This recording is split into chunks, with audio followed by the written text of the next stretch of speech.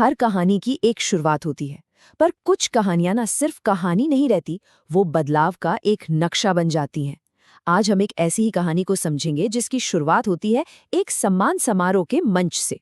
ये शब्द आमन के हैं। सोचिए, मंच पर उन्हें राज्य का सर्वश्रेष्ठ युवा नेता का पुरस्कार दिया जा रहा है और उनके मुंह से ये शब्द निकलते हैं।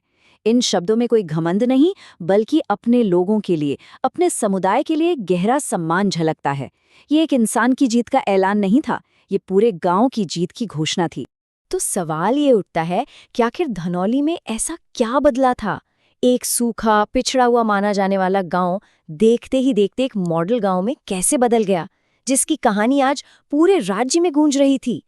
चलिए, इस बदलाव को थोड़ा और करीब से देखते हैं। देखिए, धनौली का ये जो बदलाव था, ये किसी एक जादू की छड़ी से नहीं हुआ। ये 5 मजबूत स्तंभों पर खड़ा किया गया था। खेतीबाड़ी में एक नई क्रांति, हर बच्चे तक पहुंचती अच्छी शिक्षा, गांव की अपनी सेहत, महिलाओं की बढ़ती हुई ताकत और हाँ, अपने आसपास के पर्यावरण की सुरक्षा। आइए एक-एक करके समझते हैं कि कैसे इन 5 कदमों ने गांव की पूरी तकदीर ही बदल दी। बदलाव की जब पहली लहर उठी ना, वो खेतों से उठी। जिस जमीन पे कभी सूखा पड़ा रहता था, आज वहां की ऑर्गेनिक सब्जियां और अनाज पूरे राज्य में अपनी एक अलग पहचान बना चुके हैं। इसकी शुरुआत हुई पानी की हर बूंद को बचाने से और जैविक खेती के नए पुराने तरीकों को अपनाने से। और इस पूरी क्रांति को आगे कौन बढ़ा रहा है? गांव की अपनी सहकारी समिति, जिसका कारोबार आज करोड़ों का आंकड़ा पार कर चुका है। और इस क्रांति का सबसे बड़ा असर देखना है? ये देखिए, गांव के हर किसान की औसत आमदनी में 10 गुना की बढ़ोतरी हुई। सोचिए, 10 गुना। ये सिर्फ एक आंकड़ा नहीं है, ये हजारों जिंदगियों के बेहतर होने का एक जीता जागता सबूत है। पैसा तो आ रहा था, पर गांव ने ज्ञान की कीमत को भी समझा। गांव का जो छोटा सा स्कूल था, उसे सबने मिलकर बड़ा किया और अब वो 12वीं तक की पढ़ाई देता है। और सबसे बड़ी कामयाबी पता है क्या है? यहाँ के बच्चे बड़े बड़े शहरों में पढ़ने के बाद अपनी जड़ों को भूलते नहीं। वो अपना ज्ञान, अपना हुनर लेकर वापस गांव की सेवा करने के लिए लौटते हैं। आखिरकार एक स्वस्थ समाज ही तो एक मजबूत समाज होता है। धनौली ने इस बात को अच्छी तरह समझा।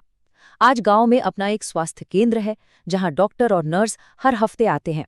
इससे ये पक्का हो जाता है कि बच्चों के टीके से लेकर महिलाओं की सेहत तक किसी को भी छोटी मोटी बीमारियों के लिए शहर की तरफ न भागना पड़े। पर धनौली का ये बदलाव तब तक अधूरा था जब तक गांव की महिलाएं इसका हिस्सा न बनतीं। एक छोटा सा स्वयं सहायता समूह आज एक कंपनी बन चुका है। इसने महिलाओं को सिर्फ पैसे कमाने की आज़ादी ही नहीं दी, बल्कि गांव के पानी, स्कूल और खेती से जुड़े हर बड़े फैसले में उन्हें एक मजबूत आवाज भी दी है। और आखिर में गांव ने अपने भविष्य को अपनी धरती से जोड़ा। हजारों पेड़ लगाए गए। जो गंदा पानी कभी यूं ही बेकार बह जाता था, उसे साफ करके खेतों की प्यास बुझाने के काम में लाया गया।